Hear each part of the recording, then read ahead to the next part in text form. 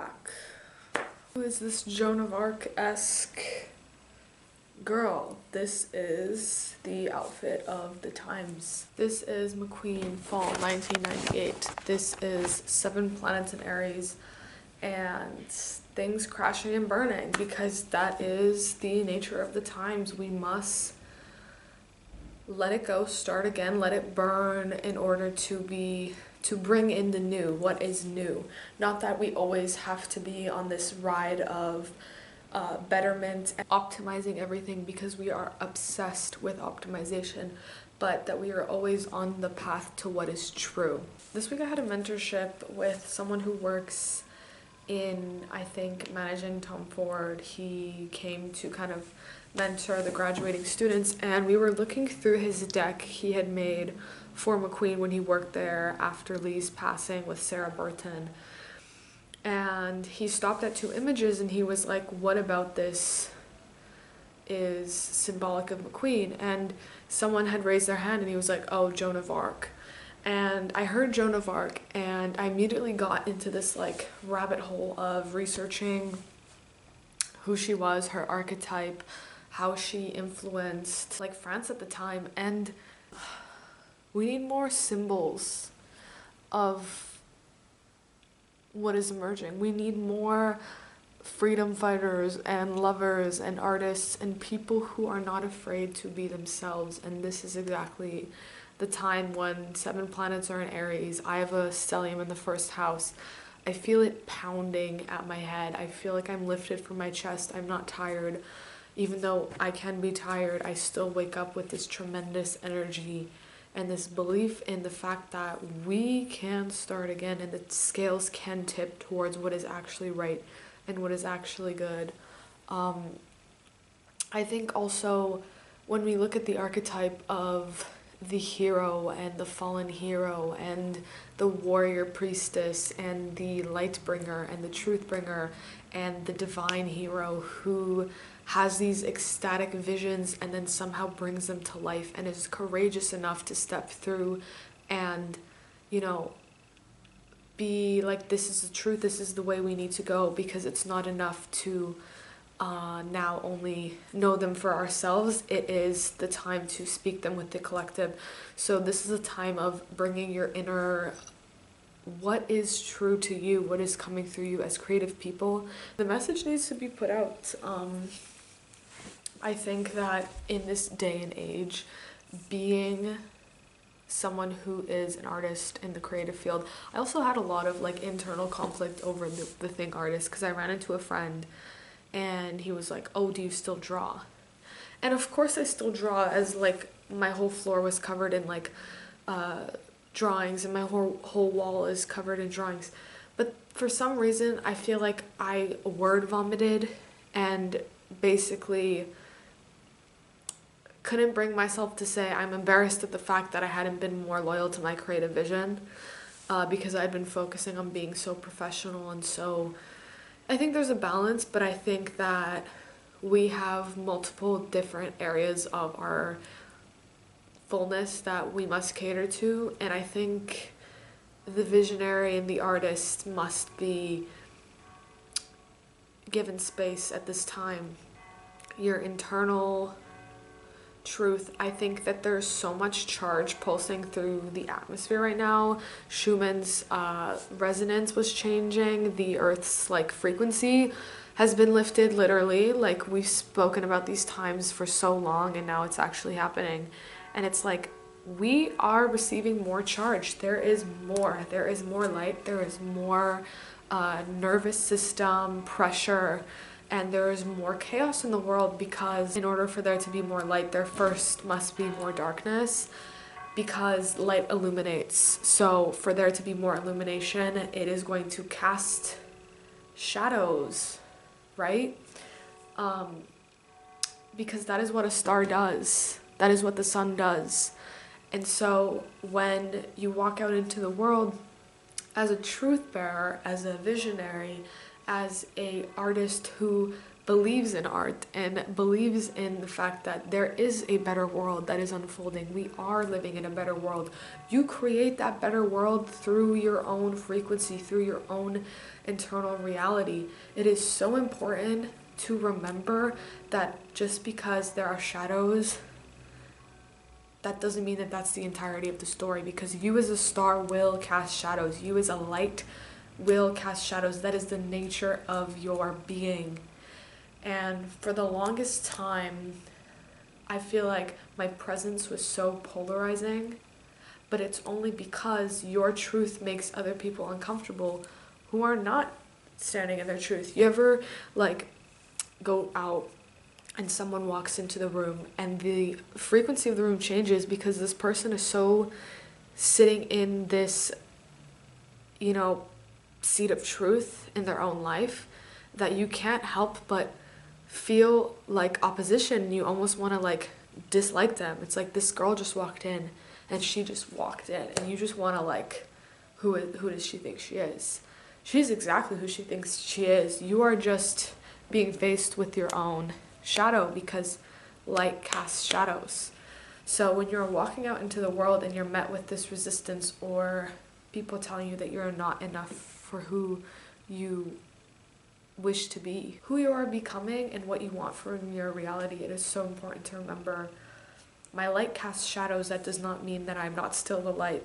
That just means that I must experience the duality of my being, and that is that inevitably there will be shadows casted. And I think at the end of the day, we risk being torn down when we stand in the light, because being in the light is polarizing, not only in actual opinions, but in just like the truth is not easy to digest, nor will it ever be, about ourselves, about other people, but it's a way of maintaining internal balance and harmony, and also accepting the world as it is, knowing that you kind of have a big part in how you experience this one life in this one body. In order to move forward in lightness, we must accept the heaviness. And this week is essentially Aries, 7 planets, Chiron's in there, Saturn's in there, Mars is in there, Mercury's in there. What do you have to say that's true? How are you approaching the things that have hurt you? Are you choosing to make peace, let them go, to move forward strong? Are you choosing to ruminate? Because now is not the time. The speed is tremendous. And if you allow yourself to get stuck on the what if, but you need to have an immense amount of trust and faith. Just like Joan of Arc storming in, I've had these divine visions. How are you being guided? You know, what is your truth? And what are you doing about it, most importantly? Because we just had the Libra full moon and this was about, you know, get in line. You are in line now. Where are you going? Why are you going there? You know, are you doing it for other people? Because now is not the time to be doing it for other people. It's just pounding. This week is pounding. You know, and we can get a little aggressive, we can get a little bit, like this morning I went on a run and I just got absolutely like cussed out. And I was like, I get it, it's intense, it's fiery, but there are other ways of going about it. I think that redirecting the charge, I think sitting in your meditation, I think pulling in the energy that you need to go forward towards your dreams. And I'm always talking about dreams, but it's like, is that not the whole point? Because there is suffering, that's inevitable. But what about the good? But what about, you know, what feels smooth and light and, you know, infinite to you? Are we not supposed to go back to that? Are we not supposed to go towards that? Because the narrative of suffering is so old and there's so much bullshit that we have to deal with already being humans. You're gonna add to it with your own narrative, with your own will. You're gonna choose to be a loser and like complain and victimize and not deal with the shit. Your own will. You tell me with your own will you are choosing to like wallow in self-pity. There's a time and place. It's very brief. I'm very rigid about this. I like the tough love, and I think now is the tough love. You know, It's spring, the equinox just passed. We're gonna move into Taurus pretty soon. That's gonna be very nourishing after this very robust, very aggressive time. But I think that like the time to rest will come. Now is not the time. Now is the time to really focus on what you're doing and how you're doing it, because the way you do everything is the way you do everything. The way that you open the door, the way that you clean your room, the way that you greet a stranger. And I remember talking about this with a friend where I was like, I just feel like there's so much that has changed, and I felt so open and free when I was like younger, in this period of very deep, like, I guess, meditation. And then why am I still dealing with shit? Because I feel like I got to a point where I was like, I've worked on my attention so precisely. And she was like, you clean the dishes, you scrub the floor, you reach enlightenment, then you clean the dishes and you scrub the floor.